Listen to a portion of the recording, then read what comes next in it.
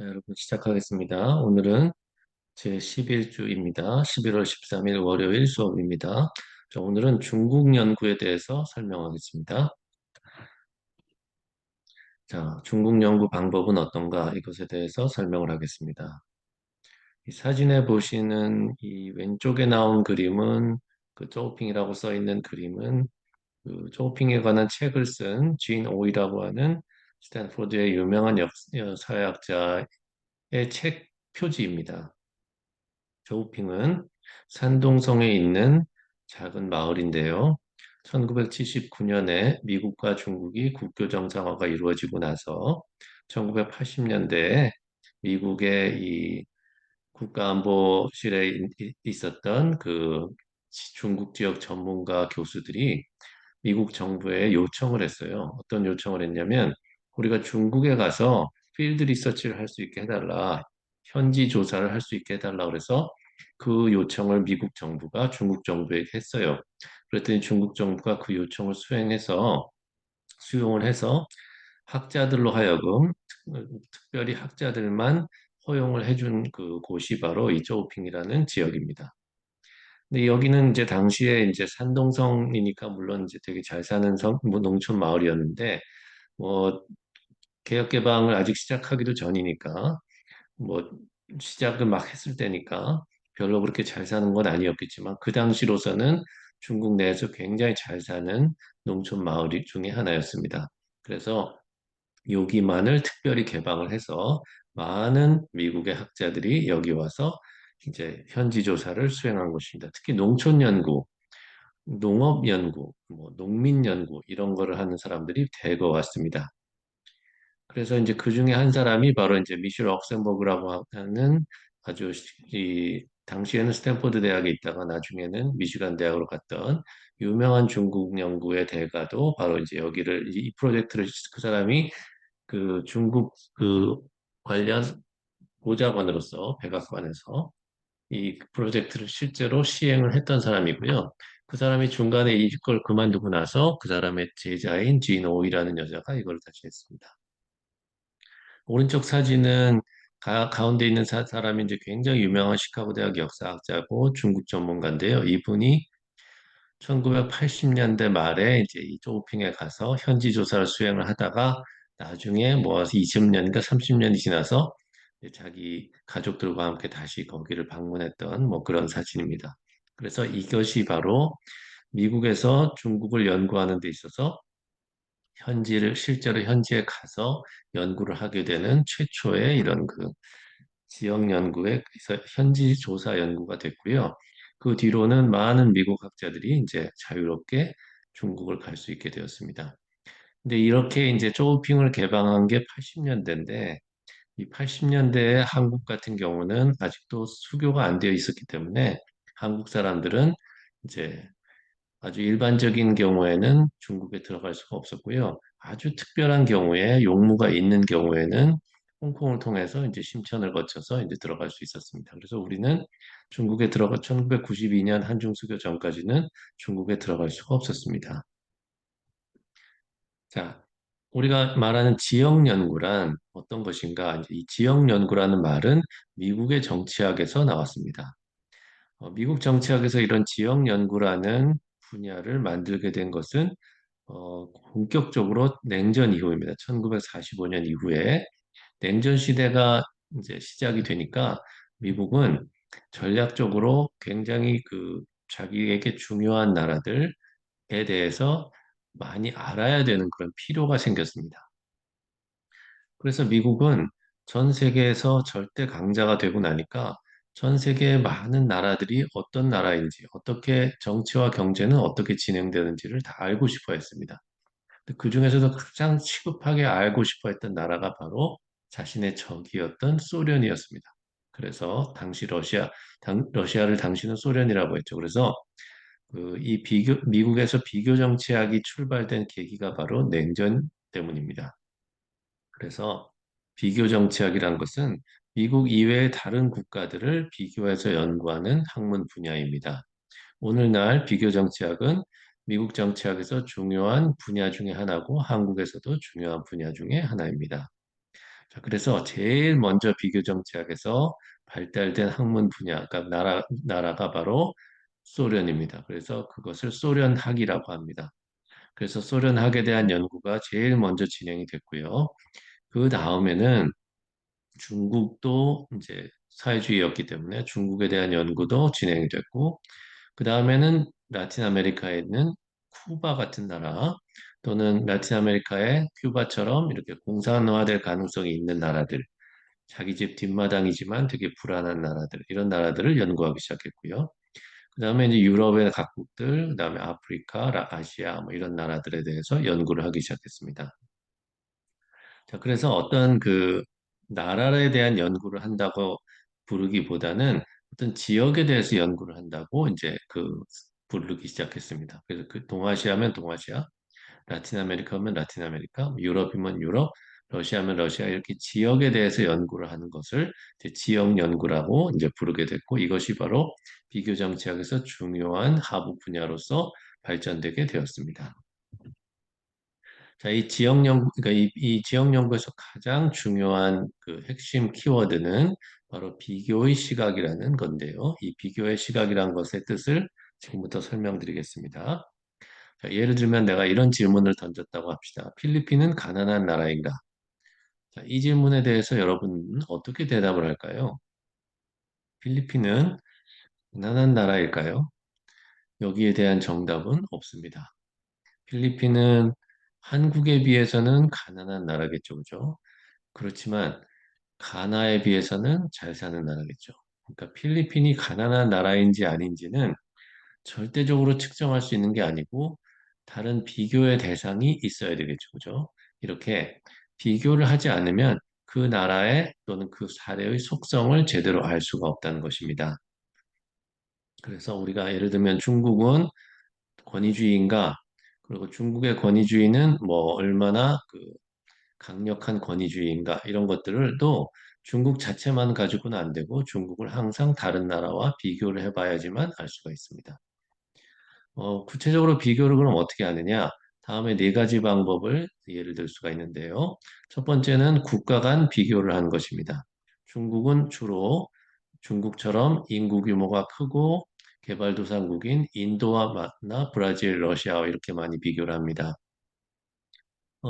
개발도상국의 단계를 이미 넘어서서 중국은 중진국이 됐지만 그 같은 중진국끼리 이제 인구도 비슷하고 뭐 어떤 경제 수준도 비슷한 나라들 이런 나라들하고도 비교가 가능하고요.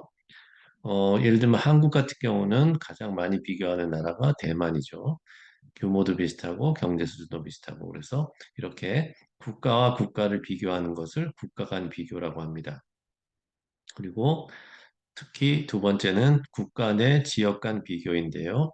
그것은 특히 중국처럼 큰 나라에서는 이렇게 한 국가 내에서 지역을 비교하는 것이 아주 바람직합니다. 예를 들면 중국에는 성급 행정 단위가 33개, 33개가 있다고 했죠. 그죠? 이 33개 간의 비교를 한다든지 이 성급 행정 단위 내에서도 특히 그 네 개의 직할시를 비교한다든지 아니면 도시 중에 부성급 도시 뭐 25개가 있는 부성급 도시를 비교한다든지 아니면 현급 도시를 비교한다든지 이렇게 각 그 지방자치단체별로 비교를 하는 것도 하나의 방법입니다.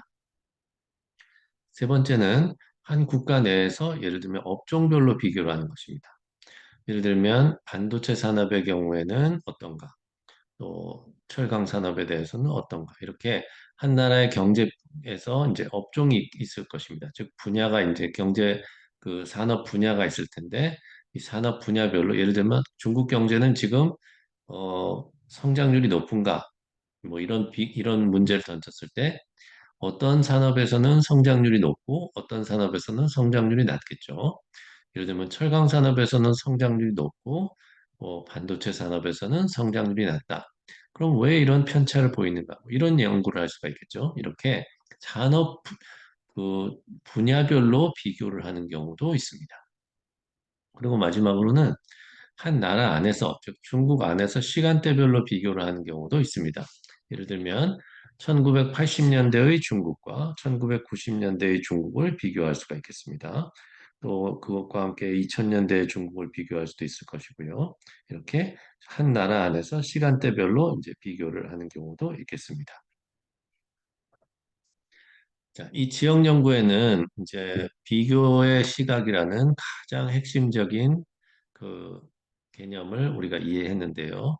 그거 말고 또 지역 연구에는 크게 두 가지 방법이 있습니다. 이 두 가지 방법 중에 어떤 것도 하나가 바람직하다고 생각하는 것이 아니고 이 두 가지 다가 동시에 진행이 되어야 된다는 것이 굉장히 중요합니다. 첫 번째는 과학적 추론입니다. 우리 이거 배웠죠, 그죠? 어, 과학적 추론은 인과관계를 탐색하는 것입니다. 즉, 원인과 결과 관계를 과학적으로 탐색하는 것. 이것이 지역 연구의 두 가지 방법 중에 하나입니다. 이것은 우리가 한 학기 내내 배워서 잘 알고 있습니다. 그런데 두 번째는 현지화라는 것입니다.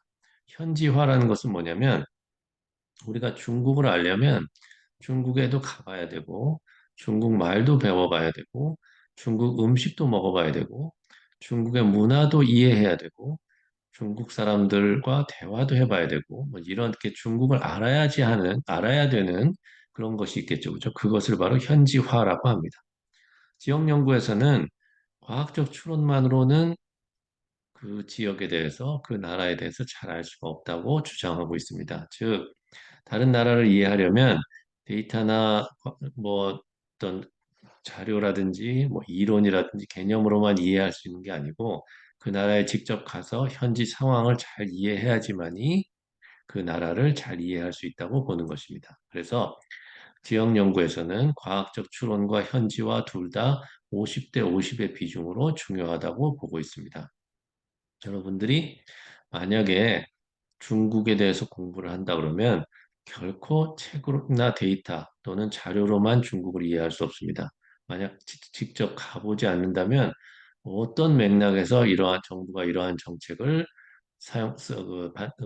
시행하게 되었는지, 어떤 맥락에서 이러한 결정을 내렸는지 이런 것들을 알기가 굉장히 힘듭니다. 그래서 반드시 중국은 직접 가서 사람들의 이야기도 들어봐야 되고, 직접 가서 그 나라의 정치, 경제, 사회 문화들을 이해해 봐야 됩니다. 이런 것을 현지 그 나라 전문가라고 하는데요. 물론 우리가 다 전문가가 될 필요는 없지만 어느 정도의 이해는 해야 합니다. 자, 미국에서는 중국 지역 연구라는 것이 이제 아까 얘기했던 냉전 시대에 이제 나왔고요. 그래서 중국 지역 연구를 제일 먼저 한 나라가 미국입니다. 특히 이제 아까 얘기한 대로 미시간 대학이라는 곳에서 정치학과에서 중국 지역 연구의 대가들이 이제 많이 있었고 그 대가들의 제자들이 미국 각지에 퍼져서 이제 중국 연구를 하게 되었습니다. 이와는 약간 다른 방식으로 이 중국 연구를 했던 곳이 이제 유럽인데요. 예를 들면 영국의 이제 소아스 같은 기관이라든지 이런 곳에서 아주 전통적으로 이제 전통적인 방법으로 중국을 공부를 했는데요. 유럽의 대학들도 결국 1960년대와 70년대에는 미국식 방법론을 받아들여서 미국식으로 비교 정치에서 이제 지역 연구로서 중국을 공부하게 되었습니다. 똑같은 방법으로 일본대에서도 이제 동경대학이나 와세다 대학에서 이제 중국을 공부하는 사람들이 생겨났고요. 많은 사람들이 중국에 유학을 가서 이제 중국을 이해하고 중국에 대해서 연구를 했습니다. 한국에서는 아까 얘기한 대로 1990년대, 92년에 한중 수교가 되면서 90년대에 많은 사람들이 중국에 유학을 갔습니다. 그래서 중국에서 공부를 하고 돌아와서 중국 정치를 연구를 했고요. 그와 동시에 그 이후에 미국에 가서 그 전에도 그렇고요. 미국에 가서 정치학을 공부하면서 중국을 전공한 사람들도 있었습니다.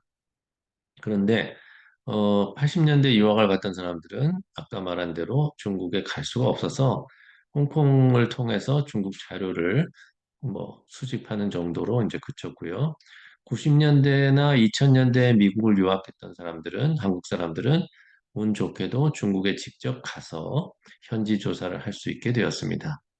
1990년대와 2000년대까지만 해도 이 중국에 관련된 자료가 온라인으로 잘 되어 있지 않았기 때문에 예를 들면 중국 통계 영감을 보더라도 직접 가서 사와야 되고요. 미국의 대학에는 도서관에 중국 통계 영감이 딱 한 권씩만 있었기 때문에 그렇게 쉽게 볼 수 있는 것도 아니고요. 그래서 중국에서 발행되는 많은 자료들은 직접 중국에 가서야만이 볼 수가 있었습니다. 지금은 이제 많은 그런 온라인 그 데이터들이 많이 있죠. 그래서 이렇게 미국, 유럽, 일본, 한국에서 중국 전문가들이 많이 생겨나기 시작했고 중국 연구가 활발히 진행되었습니다. 중국 연구를 할 때 명심할 점이 있습니다. 첫 번째는 중국을 하나의 단일체로 보면은 안 된다는 것입니다. 중국은 굉장히 큰 나라고 지역 간의 편차도 심하고 시간대에 따라서 편차도 되게 심합니다. 조금 과장돼서 얘기한다면 어제 다르고 오늘 다릅니다. 왜냐하면 중국이란 나라는 다른 나라들도 마찬가지지만 살아 움직이는 나라인데 이 살아 움직이는 속도가 굉장히 빠릅니다.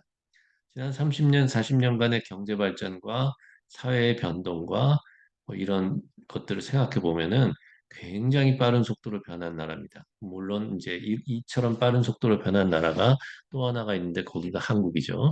그래서 이렇게 중국 같은 큰 나라, 그리고 빨리 변하는 나라는 하나로 단정을 하면 안 됩니다. 예를 들면 중국은 이렇다, 중국은 저렇다, 이렇게 말하면 안 된다는 것입니다.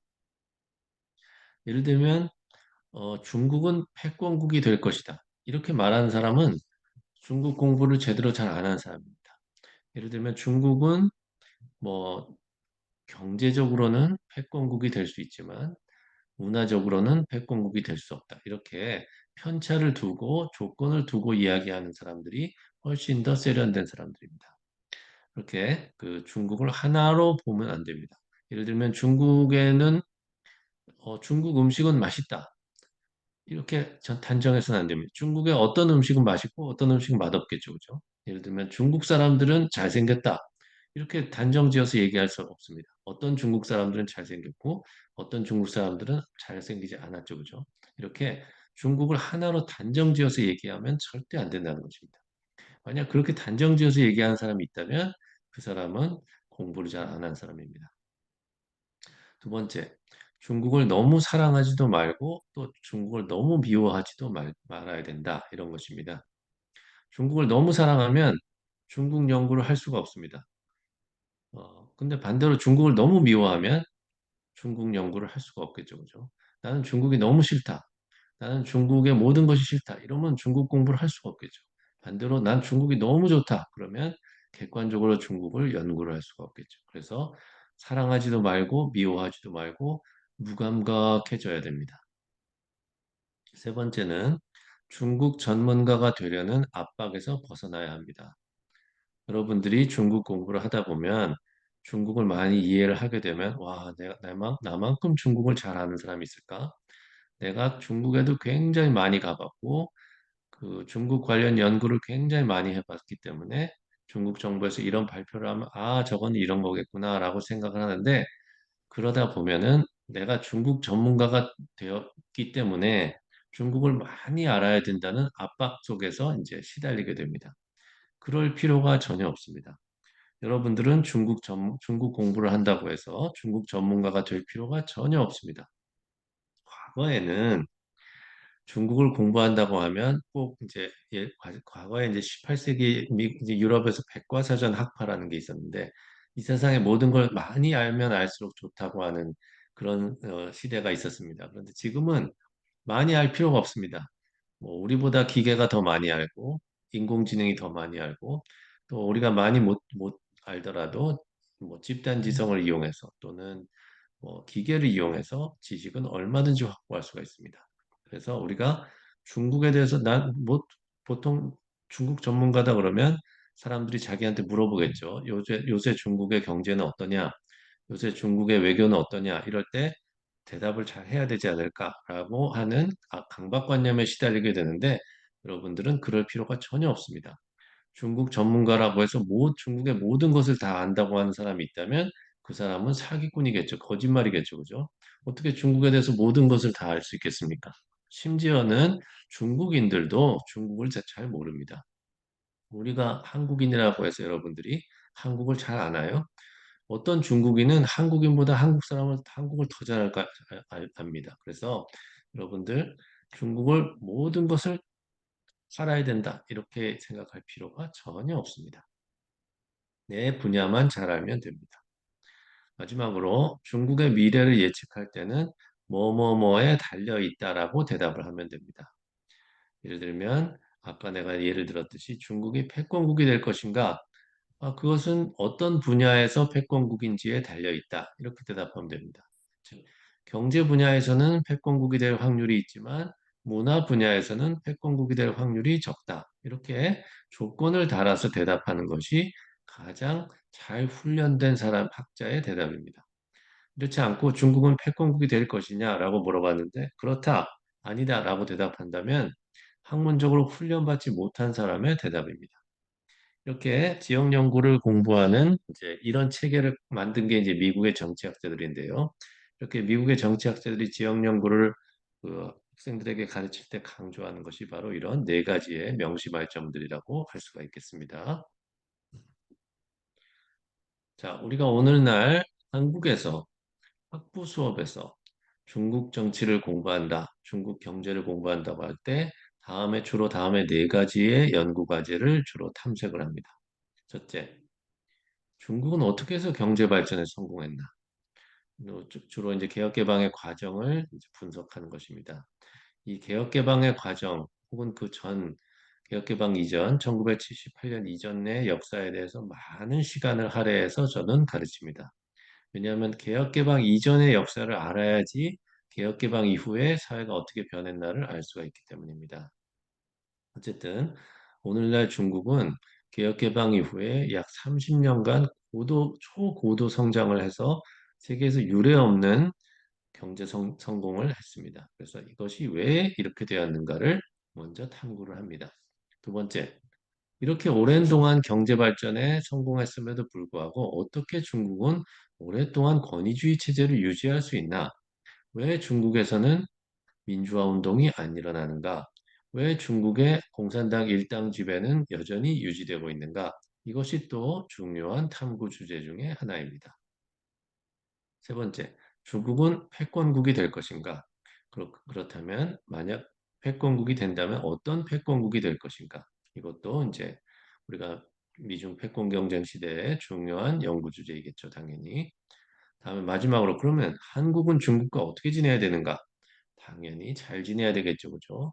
그럼에도 불구하고 또 미국이 자꾸 한국 보고 중국에게 멀어지라고 압력을 넣고 있죠, 그죠? 그래서 한국은 미국과 중국 사이에 끼어 있는 국가입니다. 이 끼어 있는 국가로서 한국은 어떻게 해서 발전해야 되는가? 어떻게 해서 중국하고도 친하고 미국하고도 친하게 잘 지내야 되는가? 이것이 이제 보통 학부 수업에서의 탐구 주제입니다.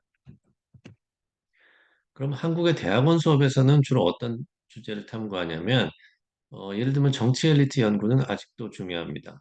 왜냐하면 중국 정치는 아직도 이제 어떤 정치 제도라든지 뭐 선거, 정당 뭐 이런 일반적인 정치 과정이 우리 한국이나 다른 나라와 매우 다르기 때문에 여전히 정치 엘리트, 그러니까 정치 지도자, 영도들의 그 생각, 영도들의 어떤 정치적, 경제적 배경, 영도들의 연줄, 관시 이런 것들이 굉장히 중요합니다. 그래서 개개의 정치 지도자들이 어떤 생각을 하는지, 어떤 판단을 내리는지가 여전히 굉장히 중요한 그 연구 대상입니다. 그래서 중국 정치를 공부하는 데 있어서 정치 엘리트들이 예를 들면 시진핑은 누구인가? 이 사람은 어떤 백그라운드, 어떤 배경을 가지고 있는가? 어떤 공부를 했는가? 누구와 친한가? 어떤 경험을 했는가? 이런 걸 파악하는 것이 여전히 굉장히 중요합니다.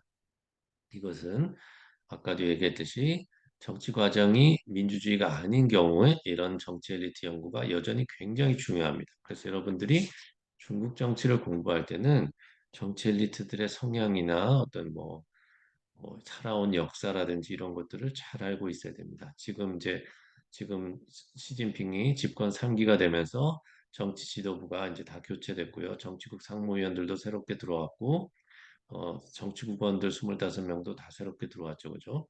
이 사람들이 어떤 사람들인가를 아는 것만으로도 중국 정치를 이해하는 데 굉장히 중요합니다. 그래서 나도 학부 수업 때 한 사람 한 사람 설명을 하면서 이 사람은 어떤 사람이고 이 사람은 어느 당에 어느 성에 당서기를 했었고 이 당서기를 했을 때 누구와 친했고 뭐 이런 얘기들을 자세히 이야기해 줍니다. 그래야지만이 지금 현재 뭐 예를 들면 중앙위원회 전체 회의에서 어떤 결정이 내려졌다. 뭐 이런 것들을 이해할 수가 있겠습니다. 그다음에 개인적으로 나는 뭐 탄소 중립, 기후 변화 대응 이런 거에 관심이 있어서 이런 걸 공부를 하고 있고요. 그다음에 법치도 되게 중요한 연구 주제입니다. 어, 이 법치라는 것이 이제 사회주의, 즉 권위주의적인 사회주의하고도 양립할 수 있느냐? 충분히 할 수 있습니다. 여러분들이 보는 가장 중요한 모델이 가장 이제 대표적인 모델이 바로 싱가포르인데요. 법의 지배, 즉 법치가 굉장히 잘 작동하고 있는 나라가 싱가포르인데요. 정치적으로는 고도의 권위주의 국가입니다. 그럼 권위주의 국가에서는 주로 어떤 힘으로 법치라는 것이 잘 작동되고 있느냐? 중국은 과연 어떤가? 법이 잘 지켜지고 있느냐? 뭐 이런 문제입니다. 그다음에 국가 시민사회 관계. 국가가 어떻게 시민사회를 통제하고 있는가? 이것이 이제 아까 얘기한 대로 왜 권위주의가 지속되는가? 이런 연구죠. 그다음에 미중 경제 갈등. 이것은 당연히 이제 중요하고요. 그다음에 중국, 베트남, 중국, 인도 뭐 이런 외교 관계 이런 것들도 여전히 중요한 관계 뭐 연구 주제라고 할 수가 있겠습니다. 자, 이것은 여러분들이 잘 아는 차이나 쿼털리라고 하는 미국의 유명한, 영국의 유명한 중국 전문 학술지에 게재된 글입니다. 저 두 사람의 저자가 쓴 글인데요. 제목은 중국의 셀럽들, 그러니까 중국의 연예인들이 영화 배우나 가수나 이런 사람들이 소셜 미디어를 통해서 중국 정부에게 어떻게 신호를 보내느냐의 문제입니다. 그러니까 이 연예인들, 그러니까 중국에서 유명한 영화 배우나 연기자나 가수나 이런 사람들이 자기들이 이제 그 사회 소셜 미디어 활동들을 뭐 웨이보 같은 활동들을 많이 하고 있는데 그런 과정에서 중국 정부에게 나는 정부를 비판하지 않고 중국 정부에게 굉장히 좋은 감정을 가지고 있다. 중국 정부에 대한 충성도가 높다고 하는 그런 어떤 그 신호를 어떻게 보내는지 뭐 이거에 대한 연구입니다. 자, 이 연구는 아까 얘기한 대로 국가가 어떻게 시민사회를 통제하고 있느냐, 뭐 이런 연구하고도 관련이 되고요.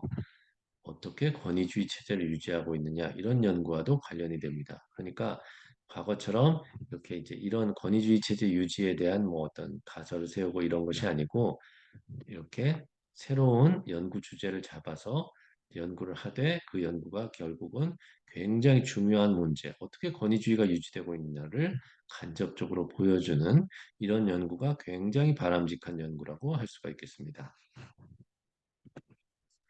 자, 나의 경험을 조금 얘기를 해본다면 나는 1990년대에 공부를 했는데요. 2000년대 초반까지.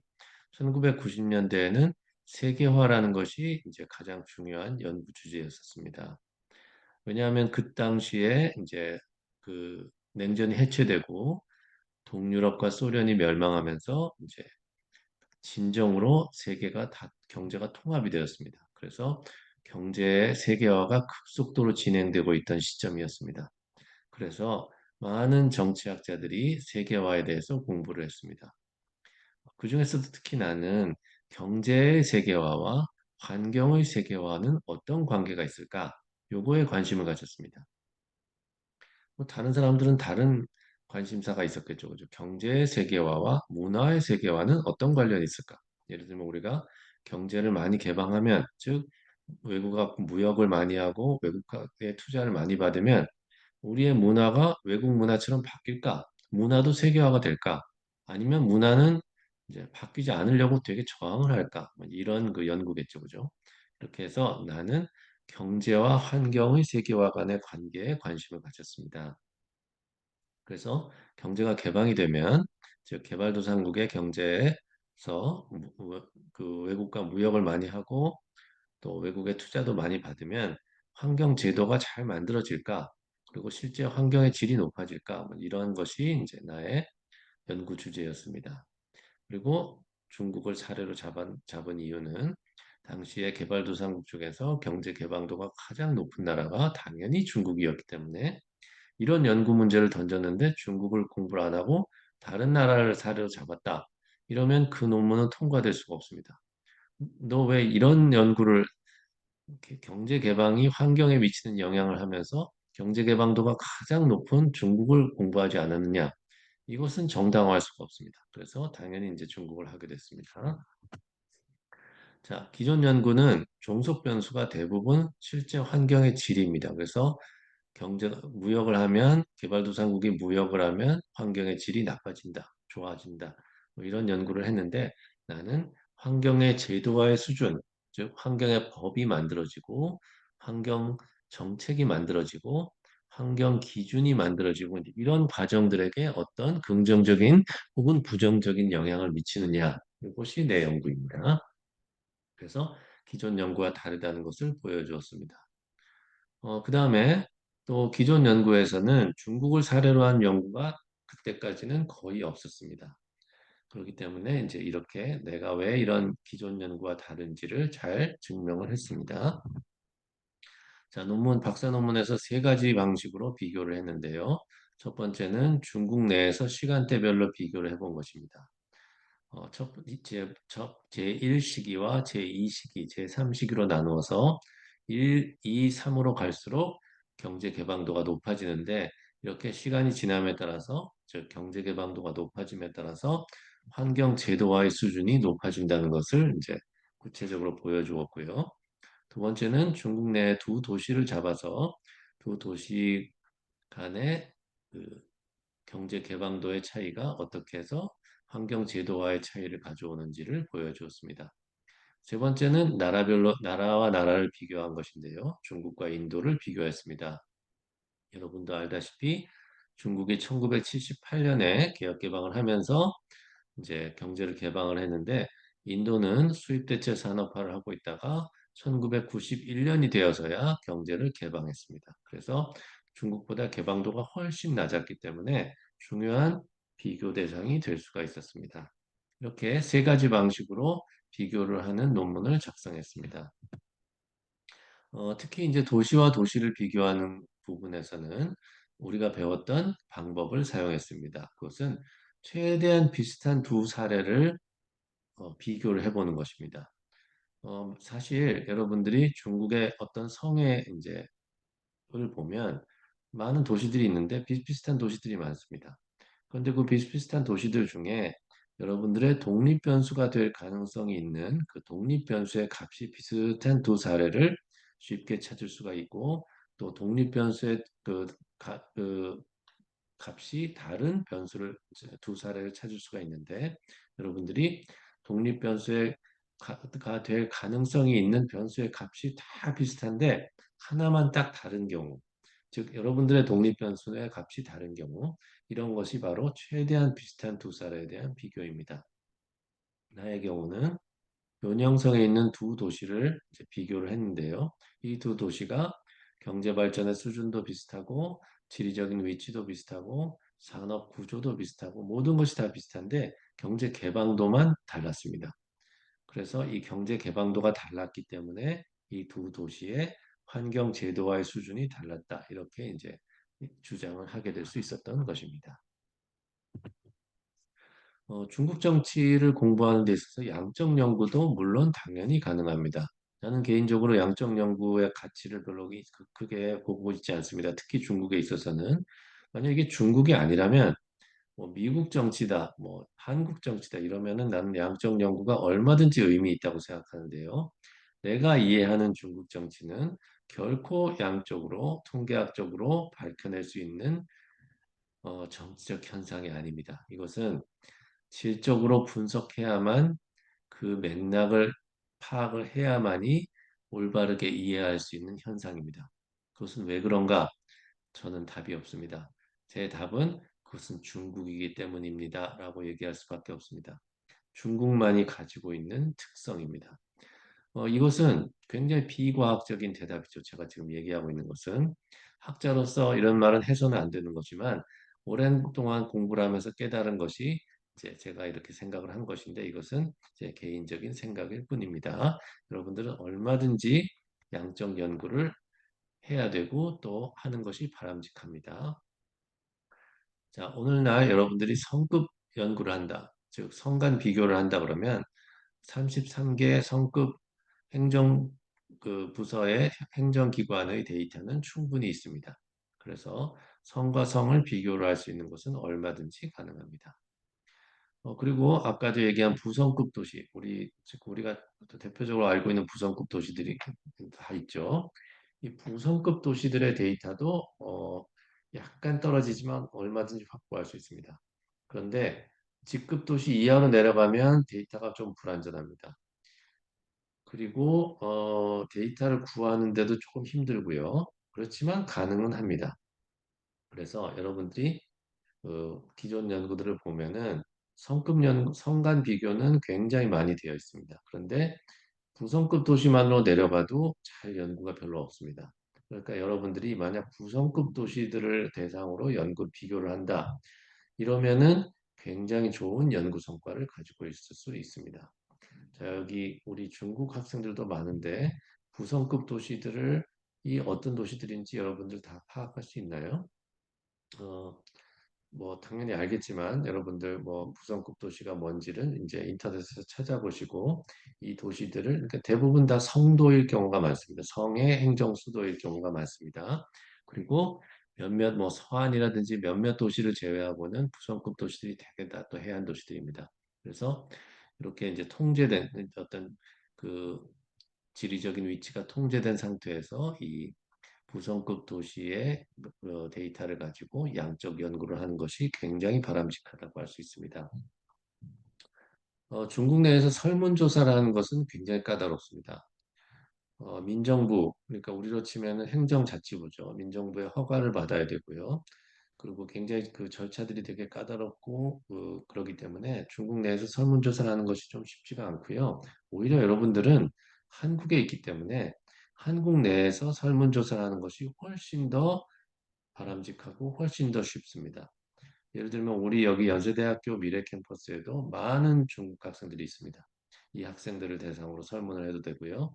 한국 학생들을 대상으로 중국에 대한 이미지에 대한 설문조사도 해도 되고 여기서 설문조사하는 것이 중국에 가서 설문조사하는 것보다 훨씬 쉽습니다. 그래서 만약 설문조사라는 방법을 이용할 거면 한국에서 하는 것이 가장 바람직하다고 할 수가 있겠습니다. 이것은 내가 2022년 작년에 출판된 논문인데요. 미세먼지를 둘러싼 한중 간의 갈등에 관한 연구입니다. 이 논문은 김설아라고 하는 홍익대 교수님하고 내 제자 지난번에 왔던 강명지라는 학생하고 셋이서 같이 쓴 논문인데요. 대충 그 프레임워크가 어떻게 되냐면 한국과 중국 간에 어떤 신뢰를 형성을 해야 되는데 이 신뢰가 형성이 되면은 미세먼지 문제에 대해서 좀 대기오염 문제에 대해서 서로 정보도 교환하고 서로 같이 공동 연구도 진행을 해서 이렇게 협력을 할 수가 있는데 이 협력을 방해하는 요인이 결국 뭐냐면 한국의 미디어, 한국의 신문이나 방송이라는 것입니다. 즉 한국의 신문이나 방송이 미세먼지 문제를 왜곡을 해서 모든 것이 다 중국의 책임인 듯이 한국의 보수 언론들이 거짓말로 주장을 하기 때문에 이 미세먼지를 둘러싼 한국과 중국 간의 협력이 어렵다. 이런 것이 나의 이제 결론입니다. 뭐 그래서 이제 데이터를 보시면은 어 맨 위에 보시면 이게 중국의 그 허베이성의 바오딩이라는 도시인데요. 이 바오딩은 이제 대기오염이 높기로 이제 굉장히 그 유명한 도시였죠. 근데 이제 2014년부터 2020년까지 미세먼지의 농도를 보면은 많이 줄어들었죠, 그죠? 그런데 같은 기간에 인천의 미세먼지 농도를 보면 별 변화가 없습니다, 그죠? 만약에 우리나라에 있는 미세먼지가 모두 다 중국발 미세먼지라면 우리도 중국이 변함에 따라서 변화해야 되겠죠. 그죠? 근데 물론 이거는 그냥 예로 보여준 것이고 중국의 360개 도시의 미세먼지 데이터를 전부 분석을 했습니다. 우리 학생이 지난번에 왔던 강명재 학생이. 그래서 변화의 추이를 보고 우리나라 주요 도시들 6개 도시의 미세먼지의 변화의 추이를 봤더니 관련이 전혀 없습니다. 그러니까 약간의 관련은 있지만 뭐 중국이 절대적으로 우리에게 영향을 미치는 것은 없다는 것이 이제 우리의 연구 결과이고요. 이게 이제 우리나라 보수 언론에서 이제 미세먼지 문제를 분석을 한 것인데요.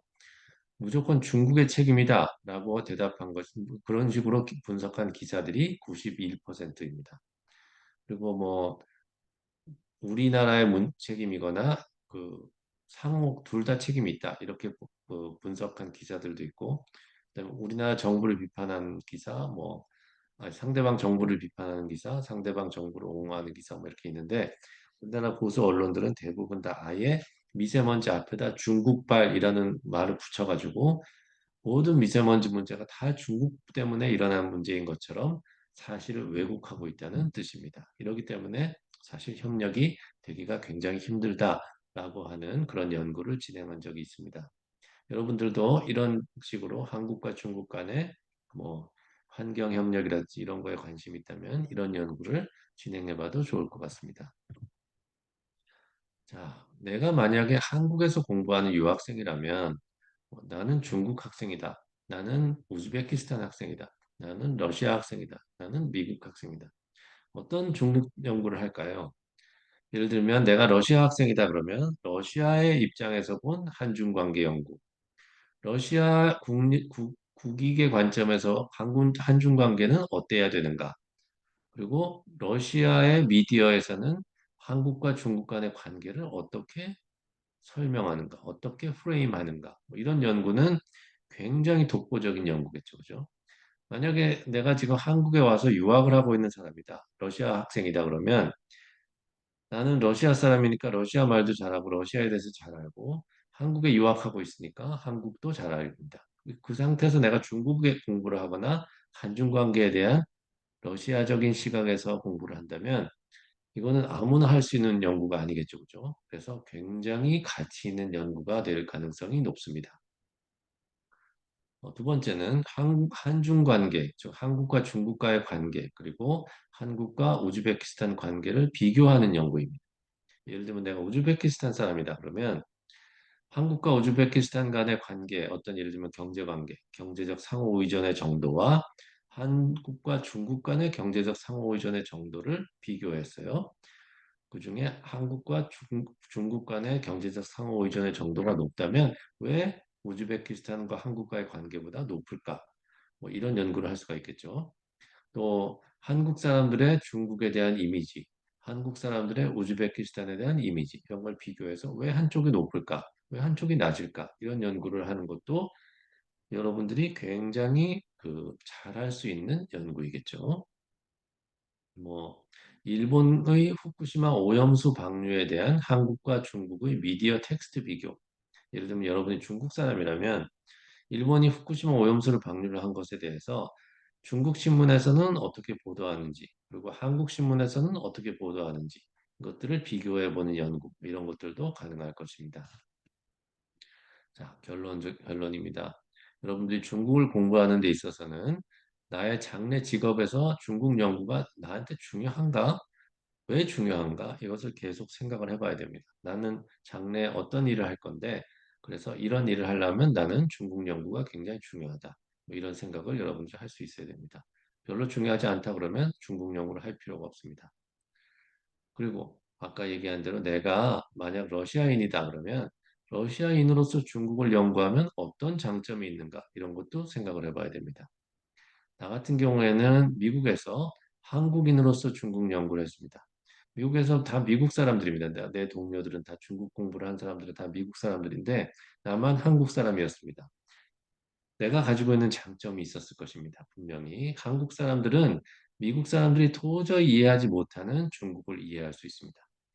같은 동양인으로서 중국을 이해할 수 있는 나만의 어떤 그 장점이 있는데 예를 들면 내가 러시아 사람으로서 중국을 본다 그러면 다른 나라 사람들은 모르는데 러시아 사람들의 관점에서는 어떤 중국을 이해할 수 있는 어떤 특별한 어떤 능력이 있는가 뭐 이런 것들도 한번 생각을 해봐야 됩니다. 그리고 이제 내 나라의 관점에서 중국은 얼마나 중요한가? 이 세상의 나라에서 중에서 중국이 안 중요한 나라가 있을까요?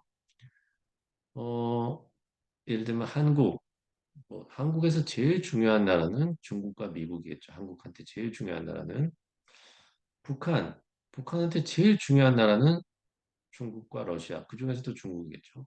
미국, 미국한테 제일 중요한 나라 하나만 꼽으라면 중국이겠죠. 일본, 일본한테 제일 중요한 나라는 미국과 중국이겠죠. 모든 나라가 어떤 나라든지 중국이 중요하지 않는 나라는 없을 것 같은데요. 그래서 여러분들이 어떤 나라 출신이라도 아마 그 나라의 중국은 굉장히 중요할 것입니다. 그래서 여러분들 앞으로 만약에 중국 연구를 한다면 이런 것들을 많이 고려를 해보시기 바랍니다. 자, 이제부터는 여러분들이 이제 논문을 찾아보는 그런 그 활동을 해보겠습니다. 이상입니다.